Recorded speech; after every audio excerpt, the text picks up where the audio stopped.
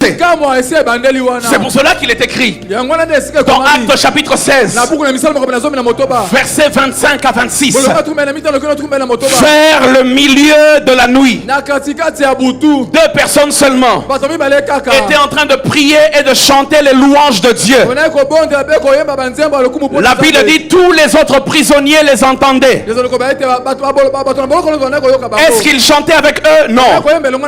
Est-ce qu'ils priaient avec eux? Non. C'est Paul et Silas qui priaient et chantaient. Mais le verset 26 dit, tout à coup il se fit un grand tremblement de terre, en sorte que les fondements de la prison furent ébranlés. Au même instant toutes les portes s'ouvrirent. Et là où moi je suis choqué, il est écrit, et les liens de tous les prisonniers furent rompus. Je dis non, non Seigneur, il n'y a que 2 qui ont prié. Il fallait que la Bible dise, et les liens de Paul et Silas furent rompus. Non, mais la Bible dit, 2 ont prié, mais Dieu a atteint tous. J'aimerais parler à quelqu'un par ta prière de ce soir. Je prie que Dieu atteigne toute ta famille. Je prie que Dieu atteigne tout ton pays. Je prie que Dieu atteigne tous. Donne-moi un amen. 4e vérité. 4e vérité. 4e vérité. C'est de la frustration que naît le héros.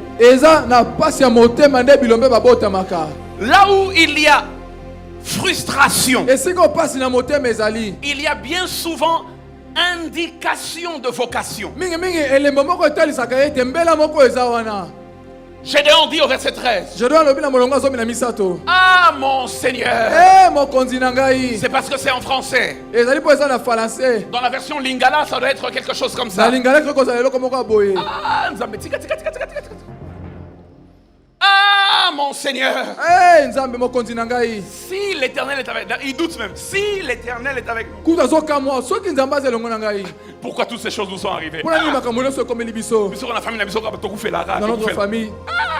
Et puis on me dit que Dieu est avec nous. Non, si l'Éternel est avec nous, pourquoi toutes ces choses-là? Pourquoi toutes ces choses nous sont arrivées? Et il va plus loin, il dit, et où sont tous ces prodiges que nos pères nous racontent? Quand ils disent, l'Éternel ne nous a-t-il pas fait monter hors d'Égypte?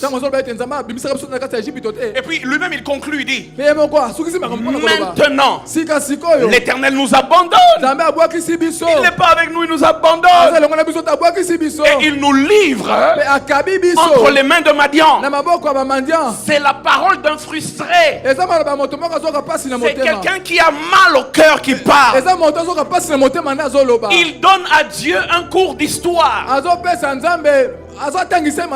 Nos pères nous ont raconté que tu as fait ceci, tu as fait cela.